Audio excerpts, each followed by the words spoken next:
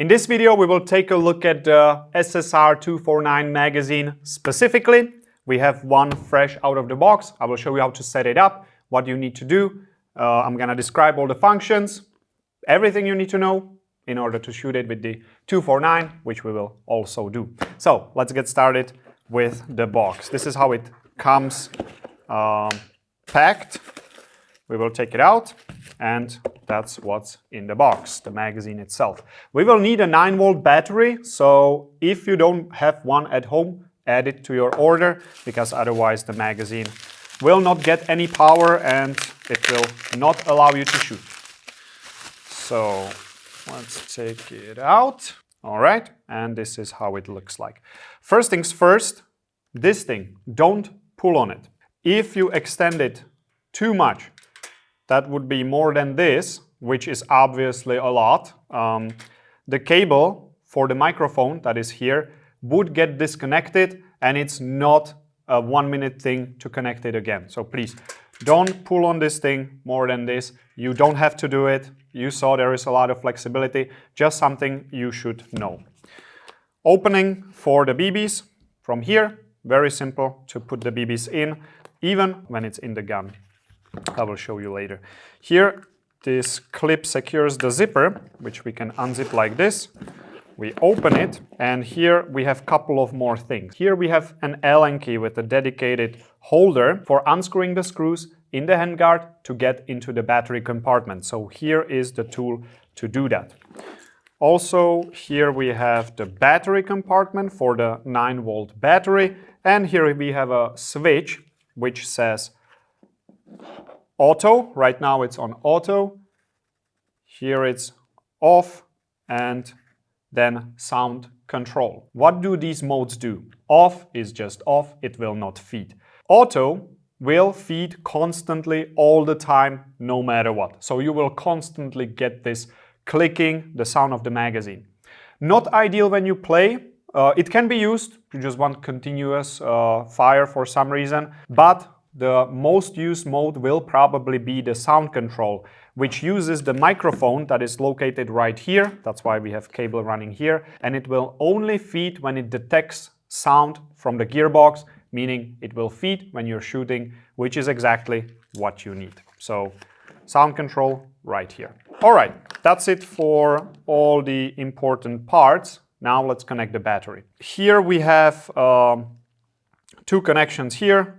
The opposite on this one, so we will just connect it and it clicks in place. Now, one thing that can happen is that these don't have really a standard. There might be manufacturing tolerances. It can happen that it will not make a solid connection, that this one will kinda, just be loose on there. If that happens to you, don't worry, there is a very simple fix. You can just take this and you can squeeze it a little bit together with your nails, and then it will make a connection. This doesn't happen often, but it can happen because of tolerances. And then now it clicks even better, so maybe just check it. We will place it inside. We have plenty of space for the cable and the battery itself. We will close it like this, and now we are basically ready. Let's test the function now. We first put it on auto, and you can hear that it's feeding.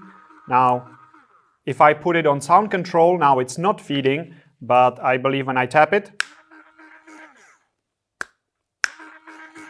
it does feed when it detects a sound. All right, let's leave it on sound control. We can close this zipper. Actually, before we do that, we take the Allen key because we will need it to get to the battery compartment.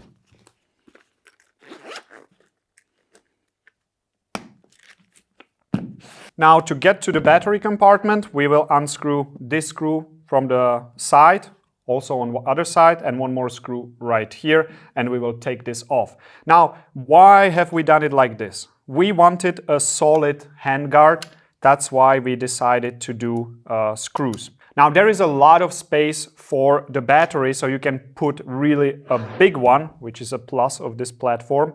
And also, it's not gonna be too bad if you leave the battery in. because the micro switch doesn't drain your battery, so it can actually be left inside. So, when you are going to a game tomorrow, just plug it in and you are good to go. You don't have to do this in the field. Now, these screws have screw glue on them. You will see, especially here, there is some screw glue on them. Now, while you can leave the battery in, it is not recommended to leave it there for an extended period of time. So at the end of the day, make sure that you take it out. All right, now when we have the screws out, what can actually happen for the very first time when you are taking off the handguard is that the screw glue that is on the screw made itself a way around the screw and the screw hole, and it actually glued the handguard or the bottom part of it to the body on the sides. So here and here. This can happen. It is not too often, but we encountered this. And what you need to do to get inside is to basically loosen up the screw glue. Depending on the amount of the screw glue inside, you might have to just wiggle it out, or you might have to tap it with your hand or with a rubber hammer. So what we will do, we will basically just hit it right here like this, and you see that it basically pops out. Now, if it didn't let go when you hit it from this side, just turn it around, hit it from the other side, and repeat the process until you can lift it. This is only necessary for the first time. We decided to do this because we don't want you to lose the screws. That's why there is screw glue. Unfortunately, this can happen because of it, but it's better to, hit it once, then lose all your screws and not have them. When we have it off, we are ready to connect the battery. We are using this one, but really any 11.1 volt battery will fit into this handguard. I like using this one because you can actually secure it nicely in this kind of holder. It fits very well, and this one has the highest capacity that we are currently offering. So this one will keep the gun running for a long time. As you can see, it fits very nicely in there. All right. Now we just put the handguard back. We put the screws back in and we are ready to shoot. Now the screw glue will stay on the screws, so you don't really have to be worried about losing them. That's the reason why there is screw glue.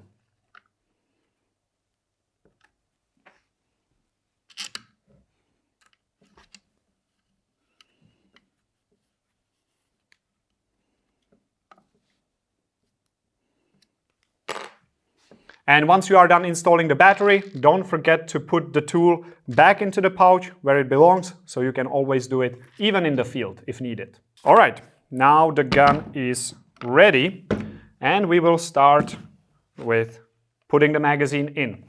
Now, contrary to other platforms like this, you can actually put it in first. So, it doesn't fall, you won't break the tubing or anything, just secure it in place first, and now you can put this thing inside until it clicks and it's nice and secure. Make sure that these are set in place like this, so there is no obstruction to the feeding. And now, again, contrary to other platforms, it is actually possible to open this door with just your finger. It will not work with gloves, but as you can see, with just a finger, I can actually get in there. So, unless you need to really reload in the middle of the field, you don't really have to take off the magazine for anything. It can just stay there. Now we will pour BBs in. That should be enough for this little test. And we just close it again, and now we can shoot. We don't have any BBs in the tube because it is set on sound control, so it will take a while until it starts feeding. And now every single BB is feeding, the magazine is feeding when I'm actually shooting, and I just keep.